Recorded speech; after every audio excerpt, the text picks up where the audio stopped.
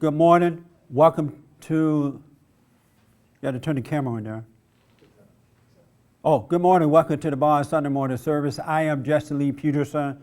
Thank you so much for being a part of it. I absolutely appreciate it. And good morning to everybody here. Good morning. Morning. Oh, and happy, is it Memorial Day or Labor Day? Memorial Day. Happy Memorial Day weekend. Remember the soldiers, right? Yeah. When you're about to have your barbecue, your ribs, your potato salad, candy yams, remember the soldiers first. Because once you start eating, you're not going to think of soldiers. And then secondly, put a flag out today and tomorrow. Make sure you put a flag out in remembrance of the soldiers. And if you don't have one, go buy one. I'm driving by people's houses and I don't see flags hanging out. They had one yesterday at the party. One little flag, 100 people, one little flag out there. But right on. Very, very nice. But so get a flag and put it out there. If you'd like to get involved in this morning meeting, you can call 1-800-411-BOND, 1-800-411-2663. Or you can email church@bondinfo.org, church@bondinfo.org, and put your name and town, your emails. All right. Let's see here. Pull out your Bibles. I want just to read something to you that I'm going to be talking about here. So turn to Matthew 19, 3 through 11.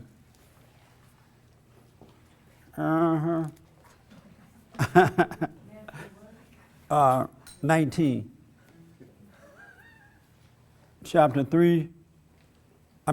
19, verse 3 through 11. Mister, I want you to read something for me. Okay. You say, okay? Did you find it yet? Are you looking? No. Oh, you didn't bring your Bible? Did you bring your cell phone? I think so. All right, so you don't have it.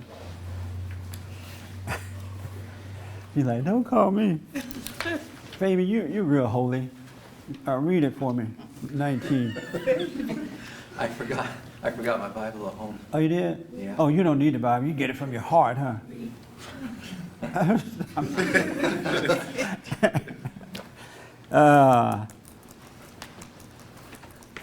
Alphon, come up here and read something for me. Take your hat off, so I don't want them to see you on camera with a hat on. It'll embarrass me.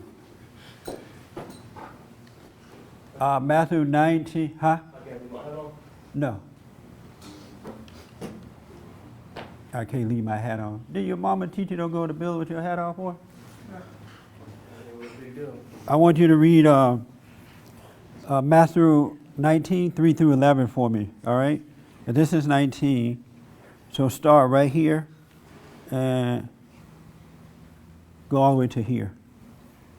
No, to here. Okay? Make me proud. Yeah, start at verse 3. So start right here. Right there. 3 to 11. Yeah. Some Pharisees approached him. Read loud so they can hear you. Some Pharisees approached him, and to put him to the test, they said, "It is against the law for a man to divorce his wife on a pretext, whatever." He answered, "Have you not read that the Creator from the beginning made the male and female, and that he said, 'This is why a man leaves his father and mother and becomes attached to his wife, and the two became one flesh. They are no longer two, therefore but one flesh. So then what God has united, human beings must not divide.' They said to him, 'Then why did Moses command that a writ of this small should be given in case of divorce?' He said to them, 'It was because you were so hard-hearted, and Moses allowed you to divorce your wives. But it was not like this from the beginning. Now I say this to you, anyone who divorces his wife, I am not speaking of an illicit marriage, and marries another, is guilty of adultery, and admissible not to marry.'" Just finish out. Go all the way to that too. But he replied, "It is not everyone who can accept what I have said, but only those to whom it is granted. There are Enoch born so from their mother's womb. There are Enoch made so by human agency, and there are Enoch who have made themselves so for the sake of the kingdom of heaven. Let anyone accept this who can." Thank you. That's it? Thanks, man. You made me proud. Are you and your mama mad at each other or something? Yeah, because he won't take his hat off. Oh. So, so he said before he left home he's not going to take it off? Oh, he went to church with him. Oh, to another church? Yeah. Oh, I see. And you asked him to take it off? Yes. And he said no? Yes. He defiled his mother? Yes. That's a shame, boy. You didn't want her to tell you what to do? I didn't want to take my hat off. Well, gentlemen take their hats off in buildings. And so next time, comb your hair so you'll be prepared. All right? And your mother's telling you the right thing, and it's healthy, it's spiritually healthy to obey your mother when they tell you the right thing. It's good for the soul, especially if she's right in what she's telling you. And she's right about that, right? Yeah, she was. Yeah. So I'm sorry? I said, besides, in Scripture it says that a man should not be in church with a hat on. A woman should be, because a man's head is the crown of glory. Where does it say that? I'd like to read that.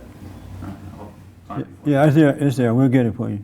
So you got your crown of glory covered up. And so don't be mad at her for telling you the truth about stuff. All right? Are you going to apologize to her later? You're not going to apologize? Are you going to apologize to her? I asked God for forgiveness already for disrespecting You asked God for forgiveness? her. For disrespecting her. I knew I should have took it off when she asked me to. Yeah. No, but because I didn't brush my hair, I kept it on. Did you tell her that though? Once you talked? Yeah. Oh, you did? I'm sorry for disrespecting you like that? I said, I'm sorry? That was last week, and then he came to church today with it on, so I was like, wow. Oh, okay. Well, if I were you, he's a grown, how old are you now? I'm 21. Yeah, he's a grown man, so, Hey, yeah. I left You, him alone. right. I'm just saying, I just said, it's being rebellious, you should take your hat off.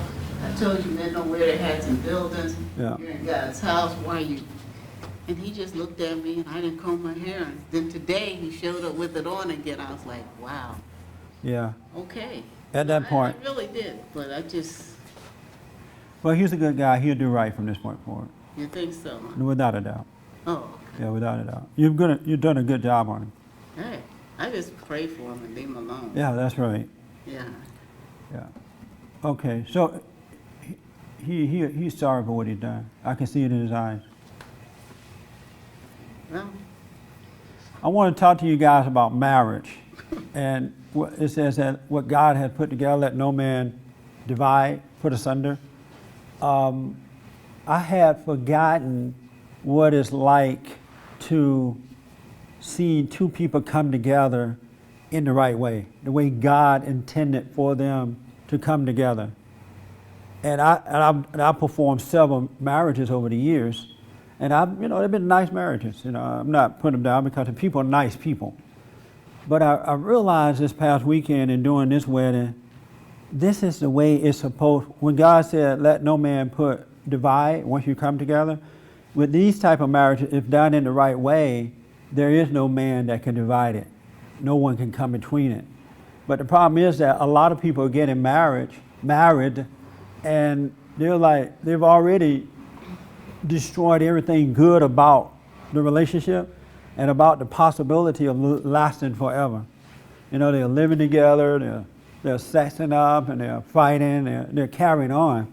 And I realized from this marriage that we have a nation, with the exceptions to the rule. You hear me saying that, right? Not all, not all, not all. But we have a nation of garbage people. Have you noticed that?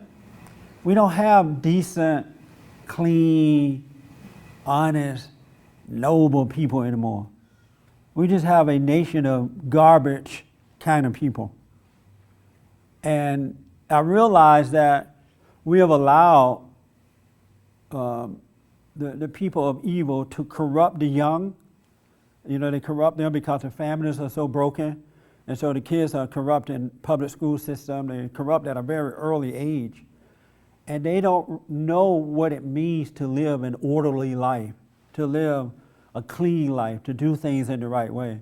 Because they've been told that Christianity is wrong, your parents are wrong, it's okay to have sex before marriage, it's okay to live together, it's okay, it's okay, it's okay, and it's wrong to do anything right.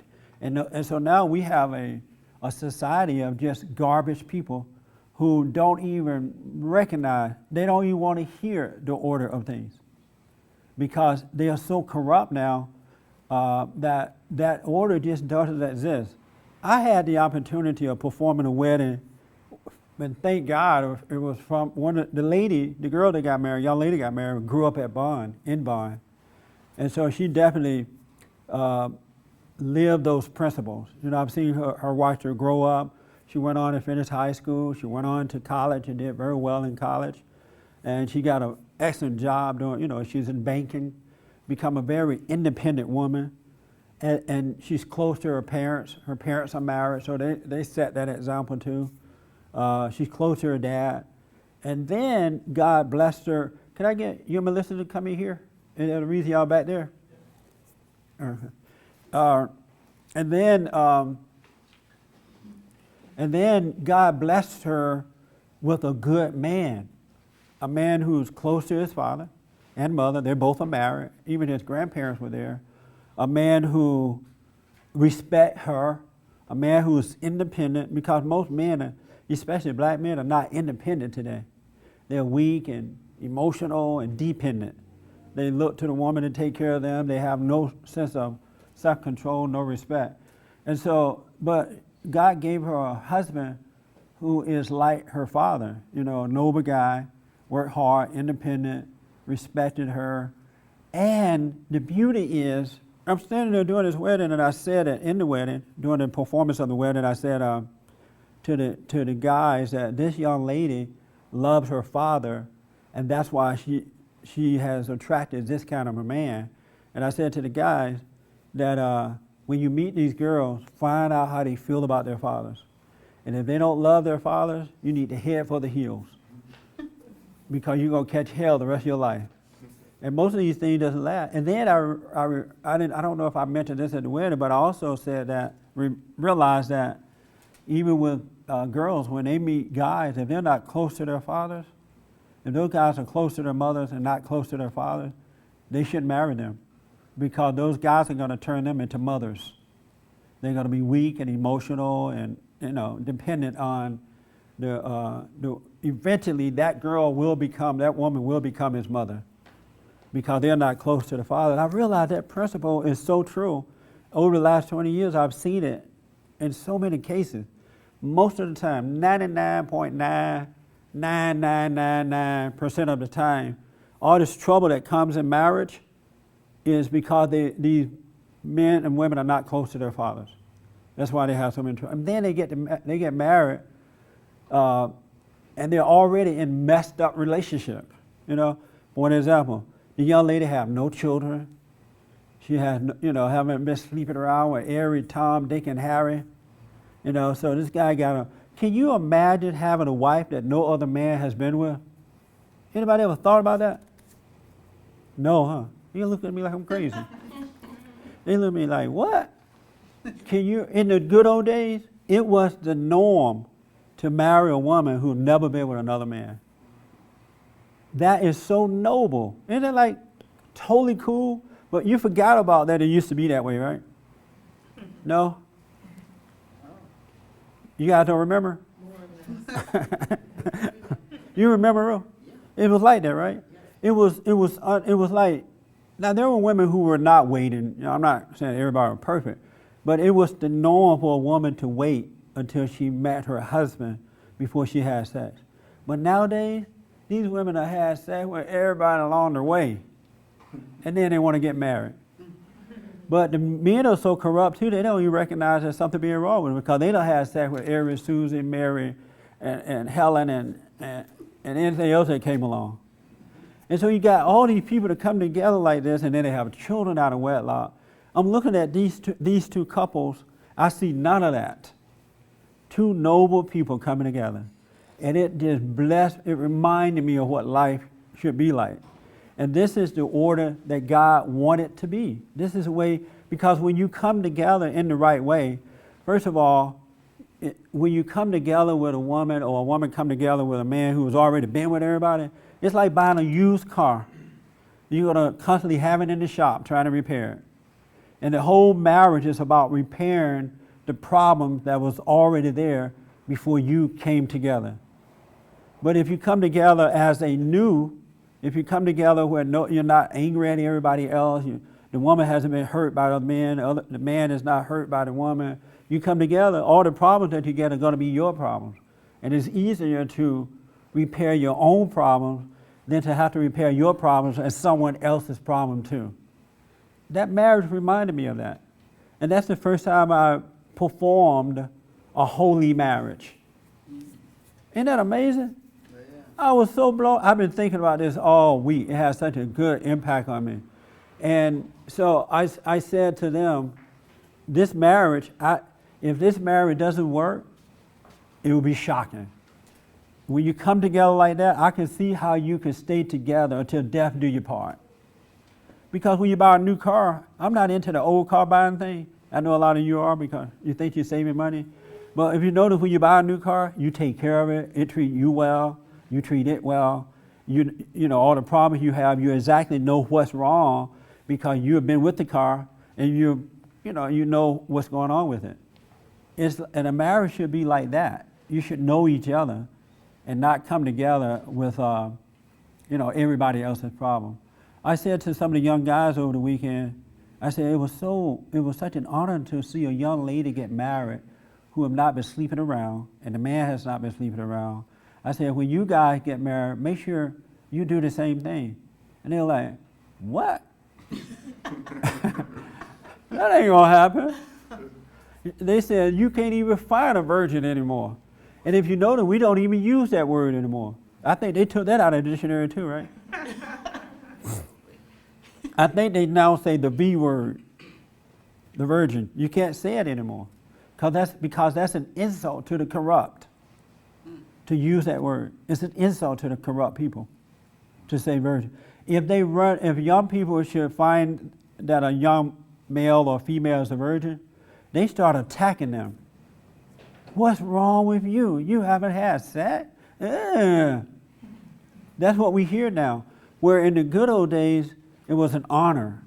It was a noble thing. It was something like, wow, this is pretty cool.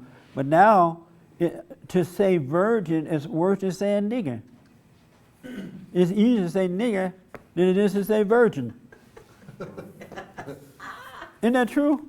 I guess. Am I making this up? No. I'm telling you the truth. I'm like, we have a garbage society. And people don't even realize that that's what's going on. There's no nobility anymore. And when you do see it, it shines. This couple had, on a scale of 1 to 10, 10 being best, the whole wedding was a 10. Because they set that perfect example of how two couples should come together, two people should come together. It was nice. It was an absolute honor. And then I felt, wow, at least one woman at Bond is doing it right. I felt like, God said 1 out of 1,000. I mean, if you get one, you saved 1,000. I felt like I married 1,000 people. And I clearly understand why God said most people are not going to find that straight and narrow path. Most people go that wide road. Our young people from the age of 50 down have taken that wide road that leads to destruction. They are unhappy. They're uncertain. They can't really find love. Because when you come together like that, where you're already corrupt, you're not coming together with love. You're not coming together in love. Now you tell yourself that you are, and the preacher has to stand there and pretend that you are, but you're not coming together in love. You're coming together in corruption and hatred and disrespect. And it doesn't make a marriage that no one can put asunder, no one can destroy. Those marriages are easily broken because there's no solid foundation. It's a marriage made in hell. And I'm sad to see that we have a corrupt, immoral, garbage society today. And young people don't even want to hear that. This is the wrong way to do it. You're never going to be happy like this. You need to have, God got it set up where if we follow His orders and we obey His order, it's just going to make for a better life. It really will. It'll make for a peaceful life. It will bring two people together that should be together. 90% of these marriages are not put together by God. They're put together by the evil one himself. And that's why they don't work. And I want you guys out there in TV land, and I want you to really kind of think about this. We've lost our way. We have allowed the corrupt to corrupt the innocents. And while all the time they're pretending that they are protecting the children. They're not protecting them by teaching them about sex at 5 years old. They're not, look how out of control the kids are now. They are into sex at the age of 5 now, and it's just fine. They're never going to find a good husband or a good wife. It's not going to work. It's just absolutely not going to work. And I say this in hopes that people my age and older, when you start having children, well, if you should already have some by now, I guess, but if you can start changing the next generation by living these principles and speaking these principles and being that example, and then the next generation will start getting it right, and this thing can come to order in the way that it should be. Yes, you may have failed in the way you've done it, but that's not a reason to stay in the hell. Even if your kids say, well, you did it too. Yes, I did. That's why I'm telling you, you're not going to do it because it doesn't work. If you'd like to get involved, 800-411-BOND, 800-411-2663, or email us, church@bondinfo.org, and I can answer your questions now. We have nasty people. That's what the young people call it. I don't even know any clean people except for this couple we just married. And it was, Rhonda, what do you say? It was absolutely a blessing. I can't hear you. It was beautiful. And what did it feel like for you to be a part of that? I mean, because you're the mother to the daughter. Mm-hmm. I mean, I would still be thanking God. Oh, yeah. It's definitely a blessing. And it's nice to see that she did things in order. Yeah. Some- You don't have no dad and mama coming by. What, daddy baby and mama baby, mama daddy. All that garbage. This is nasty, awful garbage. There's nothing attractive about that. And if you can just face it, you can overcome it.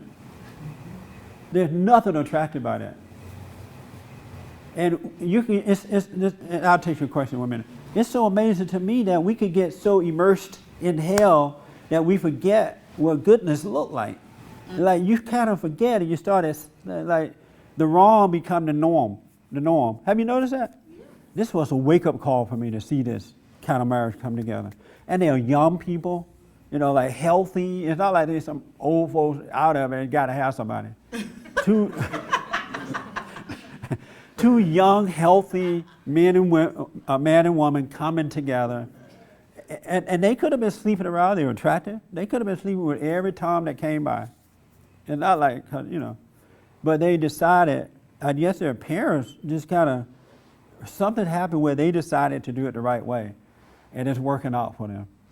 It really is. It was a beautiful sight. It was a sight for sore eyes. And doesn't that sound beautiful? And it was fun. I felt joy doing that wedding because I didn't have to lie and pretend like this is love, and then read this thing about let whoever God bring together, let no man put it asunder. A preacher say that he already know this. The asunder happened before the reception is over, because this is not brought together by God. And so just think about that. Let's think about we have a garbage, out of control, dark society today, and they're just into whatever they want to be into. They don't want to hear the truth. They don't want to live it. They don't see that example. The light is going out. We have allowed society, with the failing of parents, to corrupt the young to a point that they don't even know what it looked like anymore. But in their hearts, they want it. Because nobody in hell is happy about being in hell.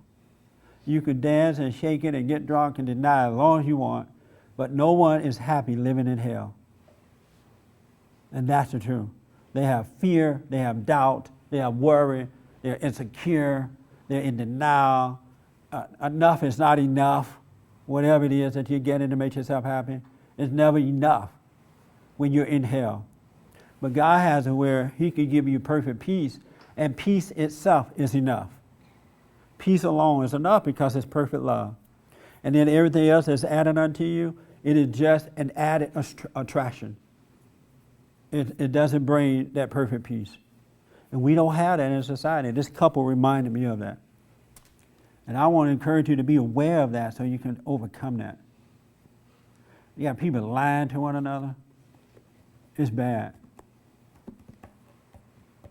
And ain't nothing worse. Now, some of you have done it, and so don't, well, I'll get to that part later. Ain't nothing worse than watching a mother with some baby hanging on her hip and no husband. There's nothing worse than that. It's not God's order. There's no peace in that. There's no love in that. There's no order. There's nothing but hell in that. And that's the truth. And somebody got to say it so we can start turning it around. If we mess up, at least let's love our children enough to tell them the truth and to protect them from the world. That's our responsibility. And they may not like it because they have that competition's out there to make them be like they are. But if they love their parents and the parents are doing it the right way, that would make them strong enough to resist the temptation of the world. But if you just let your kids go out there and do the same thing, you just have hell. They're miserable. I know young ladies and men who are old at the age of 20, they look like they already been 30, 40, and 50 because they're living a life of hell on drugs and everything. It's time to cut this stuff out. It's time to, especially for men and women of God. Now, if you're not of God, then you're doing what you're supposed to do because you're of your father, the devil. But if you are of God, your life is supposed to be a light. There's no light into hooking up with folks who already slept with the town, who already have children by everybody and their mama, going through divorces and just can't. There's no light in that. Is there? Anybody disagree with me? Y'all looking mighty. It's like Memorial Day weekend we're supposed to be celebrating. Look like we got a bunch of dead soldiers up in here. This is about life. This is the truth, and the truth should set us free. All right? Okay. Yes, ma'am. I was just going to bring up the fact that I think Billy said on your radio show that a man can't really have control, or I don't know what the word is, over his family when there's like stepkids and kids coming in and going out for the weekend and step-parents involved in this and that. You know, it like, that really struck home for me because I had to deal with that. Yeah, that was a good point Billy made on the radio show. It is so bad that two people come together and now everybody got children by everybody else, because sometimes the women got children by more than one different man, or the man may have kids by more than one different woman. So you got all that stuff going on. And it's just it's out of control. And if we don't start dealing with it, it's only going to get worse. It's not going to get better. We're going to literally be living in hell in a minute here. Because and the world idea is it's okay to do all this stuff. It's okay for dad and mama to come together. They already have a truckload of kids by everybody else. And then these kids, I don't know, it's just a mess.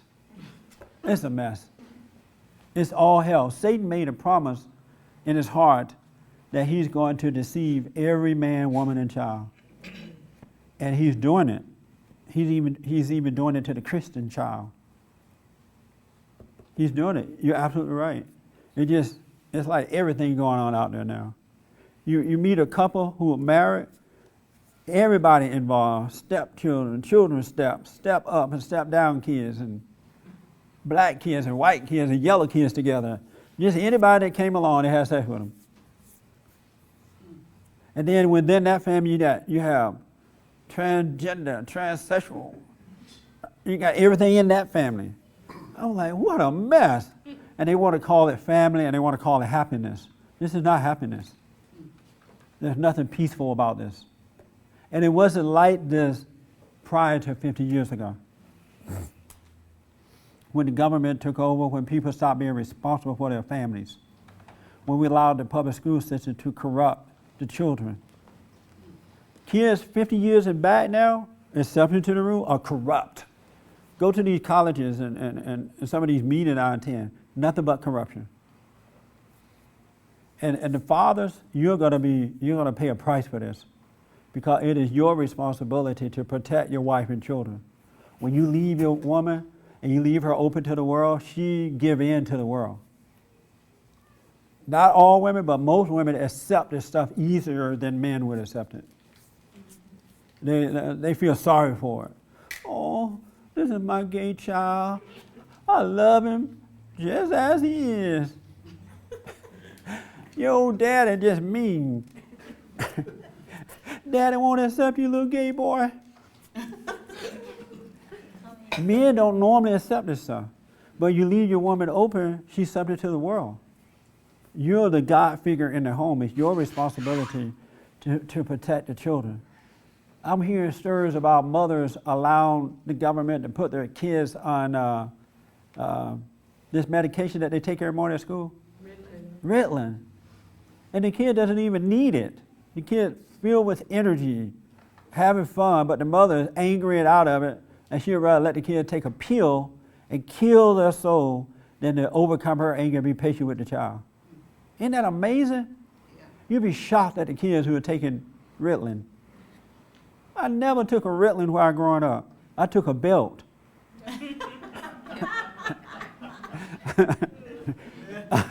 My grandmother did not give us a Ritalin. My teacher didn't give us a pill. They gave us a belt. And that calmed us down. And we were able to stay mentally alert. Does a belt sound better than a pill? Your body would be sore, but your mind is alert. You're going to dumb the kids down and then try to teach them. They're not going to learn anything. It's natural for kids to have energy and run around, and you discipline them, though. You know, calm down, blah, blah, blah. You get a whooping. But you don't tell them you're going to take a pill. If you don't calm down, I'm going to give you a pill. But men and women of God have allowed this to happen. You still send your kids to school. You let them do this to your children. Because you don't want to make any sacrifices. You don't want to miss a party. You don't want to miss a date. You don't want to miss that fine car. So you let your kids go to school and be corrupt. Isn't that amazing? Is it just me seeing this, or you guys see this too? You're right. All right, well, I'm seeing it. And the beauty about it, as I see it, he set me free from it. Yes, sir. I was going to say, you know, when I heard of the description of the wedding, I couldn't get over it. It sounded like a miracle wedding. Yep. An oasis wedding in a desert of immorality, and the way it all went about. And it kind of reminded me of, you know, when Solomon offered 1,000 sacrifices on the altar, and God came to him afterwards. This is when he first took over the kingship. And God came to him afterwards and said, "What do you want from me?" And he said, "I don't know how to come in or go out. I don't know how to be king. I don't know how to, I don't know, you know, I can be fooled easily. Give me wisdom so I can, you know, lead my people in justice." And that so pleased God that he said, "I'll give you that and riches and wealth and honor above all kings of the earth." And like your 7 guaranteed steps, that little booklet you put out, yes, kind of similar to this, that in the booklet you emphasize living principles, these simple little principles, and wealth will come to you. It sure will, folks. And see, people don't trust that. We have gotten to a point in this country that we don't trust the principles anymore. You don't believe that God will provide if you should keep his commandments. That's all he asks of us. And he's a good father, and he will add everything unto us. People don't believe that those principles draw things unto you that are good. And it's exactly what you want. Just like the hell, you're living in hell, the hell that you're living in, it's drawing all this garbage to you. It really is. It's drawing it to you. You're getting what you deserve. But if you live upright, then the good things will come to you too. You get a good husband or a good wife. You don't have to lie to one another. I was talking to a lady on the phone the other day. She lived way back east somewhere. And we were talking about gaining weight. And she said to me, well, my man liked me like this. I said, that's another lie that she believed. Don't know a man will tell you anything. And I'm telling you, ladies, whenever a man tell you, I want you big, you tell him to go get big. Men don't meet big women. Men meet a nice little, physical looking, nice woman, right? Why all of a sudden he wants you big? That's a weak man, insecure, jealous man. He doesn't want you to be happy. He doesn't want another man looking at you. But women love lies. It's so easy to believe a lie nowadays. When I was dating, and the girls had some sense, if I had told them I wanted them to be big, they'll slap me. What do you mean you want me fat? That doesn't even make sense. Fat is not healthy. It's not attractive. Why would a man tell his woman, I want you to be big? And the woman's like, oh, okay. I'll just eat all the collard greens come by. He loved me. I'm telling you the truth because I want you to be happy. I want you to have peace.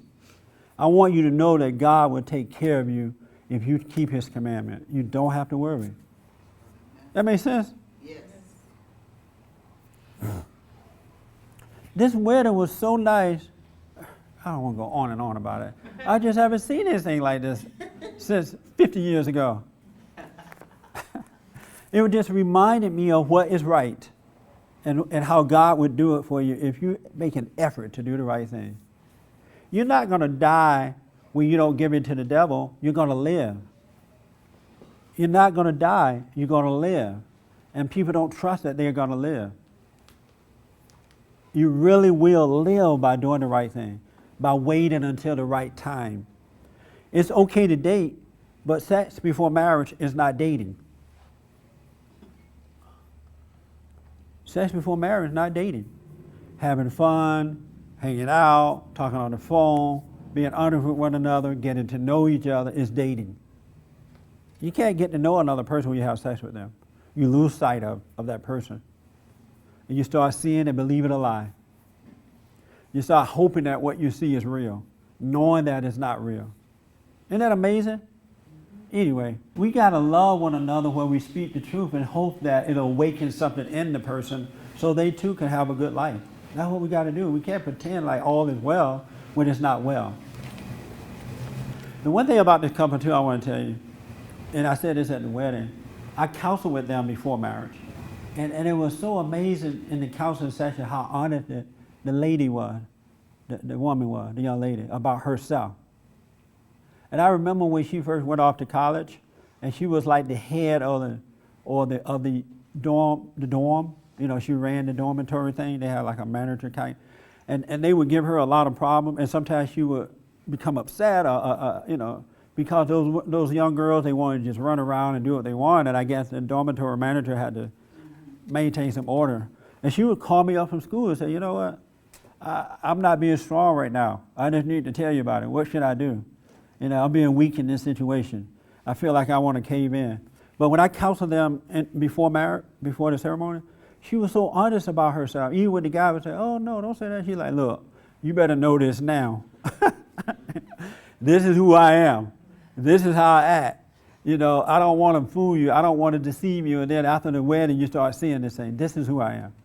And I need you to be this way. She was like totally, I'm like, are there any more out there like this? Just honest about herself. She didn't blame him. I've never had her in college or during the marriage sessions, pre-marital session. I never had her blame anyone else for her problems. It was all her. And now she saw what was going on, but she understood who she was and her weakness and what she was doing. Isn't that nice? Yes. God has blessed this woman and man and woman. And it can happen for us all. It can happen for anyone who turn back to him. It really can. God loved the one that loved him. If you don't love him, he'll let you go right to hell. He'll let you live in your hell. He'll let you die in your hell. And then he'll let somebody else have a baby and try to get it right with the next one. He's not going to put his coffee down and cry over you. Isn't that amazing? Yep. All right, let me move a little faster. Time is going by. Did I see your hair? Yeah. Yes, sir.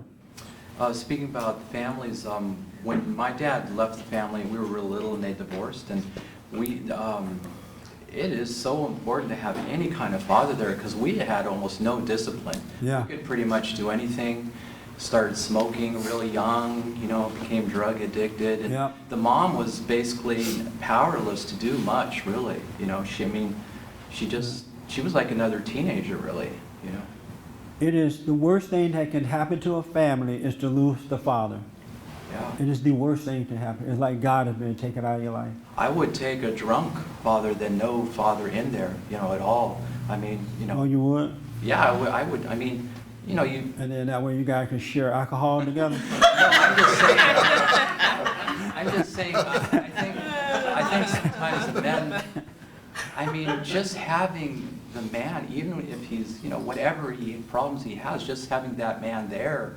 When the man is totally absent, it's really bad news. So you'd rather take a drunk?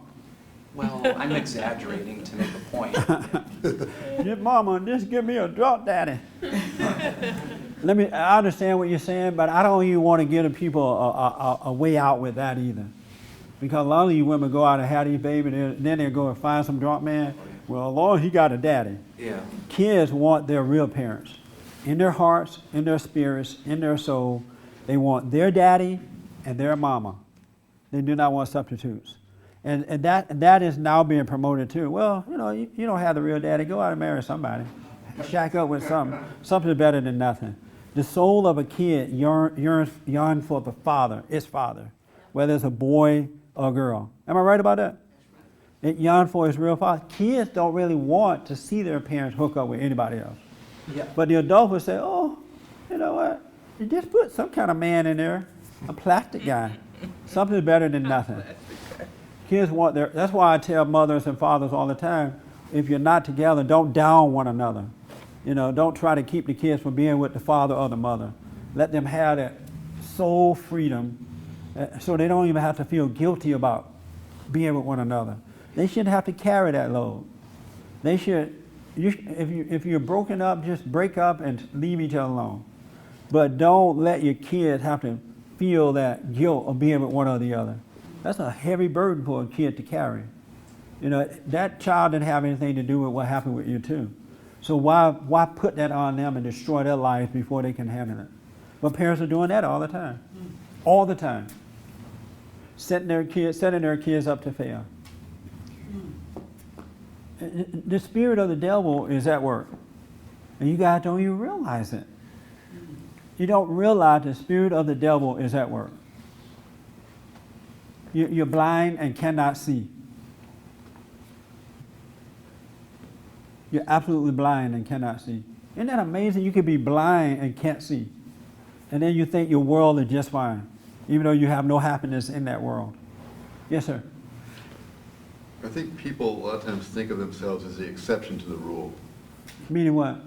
Meaning that there's rules, but they're really for other people, and theirs is an exceptional case. Yeah. Well, that's what denial will That's when do. they get around when they see the rules that God's laid down. That's right. Very good point. It doesn't apply to me. That's denial. That's a lie. That's been brought up on you by the deceiver. That's a lie. The truth shall set you free. If you want a free life, you got to admit, you got to become aware of yourself, conscious of yourself, so you can overcome this stuff. And you have, take my word, there's nothing in life that you cannot overcome. Yeah, you made a mistake along the way or whatever, but you can overcome it. And it'll be as though you never made a mistake. It never happened. God loves us. He loves those who are seeking to love Him. But He doesn't care. If you don't love Him, fine. He's going to try to wake you up in consciousness. He try to tell you the truth. If you don't want to accept it, fine. He and Jesus are going to sit there and just party and watch TV and watch you guys go crazy. Watch your kids be born out of wedlock, and they have kids out of wedlock, and they have kids out of wedlock, and you suffer and die. And then the folks go to the funeral and lie about you. It was such a wonderful, decent, godly, holy man. Even though he got a truckload of children, about everybody and their mama. It didn't take care of any of them. Yes. Did you have your hand again? I was going to say that it's the strength of God through a man that the kids need, Yes. and not just not just a figure, a false king standing in the throne, like a weak coward standing in the place of where a real man should be standing.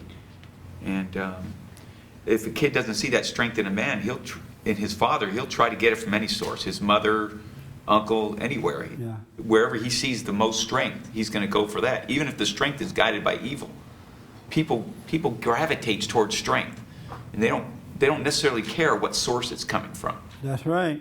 You guys understand this? I want you to open your eyes up. I ask God to let you see so you can see what's going on. Because you can't get so into this stuff. That kind of reality is not there for you. You just can't see what's going on. So the father who winds up raising weak children, he lorded his strength over his kids, and he didn't use his strength, because a true strong man is a man who uses his strength to strengthen others. Yes. His wife, his kids, those around him. And so if that isn't happening, and they're becoming weaker while you're becoming stronger, you're just lording it over them. Amen. And I see that in a lot of kids who become weak. Their fathers just lorded it over them. Anybody, I'm running out of time. I want to make this point too. But Fabian, I know you should raise your hand. You want to say something else? Oh, no, it's fine. You okay? Yeah. You okay with the drunk daddy? I thought you wanted to clear up the drunk daddy thing. No, but actually, my mom did bring in other men into the house, and that was no good either. Yeah, it doesn't work. Yeah, that Now- made it worse, actually. Yes, sir. It made it worse. Kids do not want step parents. Now, let me do this because there are exceptions to the rule. Because I don't want you guys leaving, well, can I have a stepdaddy? I don't even want to give you that exception now. You know what, I'll let that hang in the balance. Let you guys worry about it. Yes, ma'am. You know, I didn't have a dad. My mother left him a long time ago, brought us over here when I was about 4, so I didn't remember him. So when they talk about dad, I couldn't identify because Yep. I never had a Isn't that dad. amazing? But she had also had men coming in, you know, but I used to see families, you know, with a father and a mother and children, and I just was like, you know, I couldn't identify with them at all. And then my sisters, when I was little, told me that they had found me in a cabbage patch, because I would ask. Yeah. And you know what? I believed it for many Wow. years. I understand that. I hear stories like that all the time. If you want to know your situation, listen to what your kids have to say about how they're feeling about it. They'll tell you how they really feel about it if you ask them. They're going to say, I want my dad, I want my mother. When I see other kids with their parents, I long for my parents.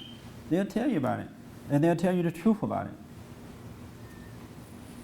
Yeah, it was really hard, and I had to go through a lot of hell, Yes, ma'am. kind of that. That's right. It's terrible what's happening in this society. And we know better, and we're allowing it to happen. One thing I want to say about this couple, so you guys don't walk away saying, oh, they must be perfect. They got their male and female issues they're dealing with. But I'm telling you that they came together in a clean, wholesome way, the right way. But men and women are going to have their little issues anyway, you know what I'm saying? But they came together in the right way. You have 2 new cars coming together. And so all of the issues are coming from their driving the car. No other man been driving the car, no other woman been driving the car. So they're going to have a little issue, but they're wholesome people, holy people. Yes, Matt. I was going to say, an exception would be when it's for the welfare of the kid. When is what? It's for the welfare of the children. I mean, what is that? The exception of coming together, you're saying there's exceptions to the rule as far as stepkids and all this kind of stuff. I don't even want to allow that, though, because I can see people running out now looking for drunk men, No, the point is drunk daddies. people tend to get together for themselves until the adult's involved. Yeah. But if it's honestly about the kid, then it's different because it's not about what you want, it's about what the kids want. But And the difference is, it's not gonna be honestly just for the kid though. Yeah. Men are gonna be attracted to women, and that's the majority of it, right? They'll pretend like it's for the kids and it's not. Yeah, but men aren't gonna think of it like that. If That that's is- the case, it'll be like a big brother thing only. You know, I'll Yeah. take him out. It's not gonna be. So you're making a point, which is people shouldn't be doing it then. What? What did you say? I mean, I think he's making the point that people shouldn't be doing it, almost period. I mean, there's very few exceptions then where it really, It's very minute. you know. It really has to be a holy man and woman coming together in order for something like that to happen. They really realize, you know what, this is wrong. I need to get my life right. It's for my kid. So we're coming together, and it's not going to be about us. It's going to be about the kids.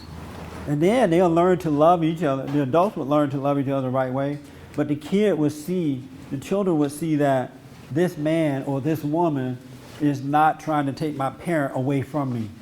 They're not grabbing each other, looking for love and ignoring me. Because kids can sense, they know what's going on. They're real sensitive to that kind of stuff. And so, but it's very, very, very, very rare that just, remember how I always leave a little 99.9999, where is it, that 999, that you'll find something like that. Because men and women are in a fallen state, and they can't help but want love as an adult from another adult. And that's a problem. Right. When you don't have love, you can't help but love it. If you're not born again, you got to have love from somewhere. Let me take the young lady back in here. Yes, ma'am.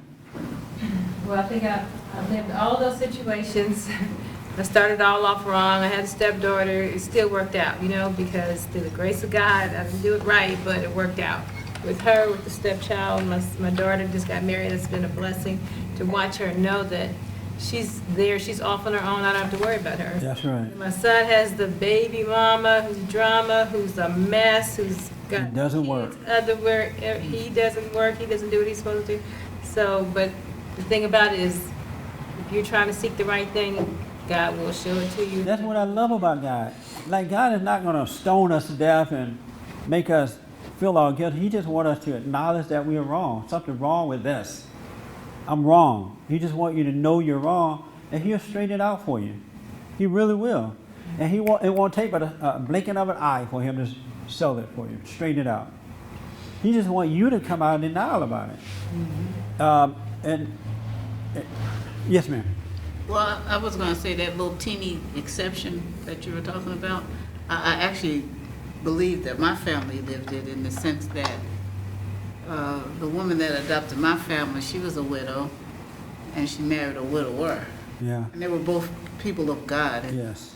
it was just a rare, very rare thing Yeah, it is. that they met, and then they raised us as, just their family. That's right. I made that sacrifice too. I could have gotten married with someone who had kids, but I knew eventually we were going to be fighting and carrying on. And my concern was about the kids. Yeah. I wanted them to just know I was there for them, even though, your flesh wanted to do all that other stuff, right?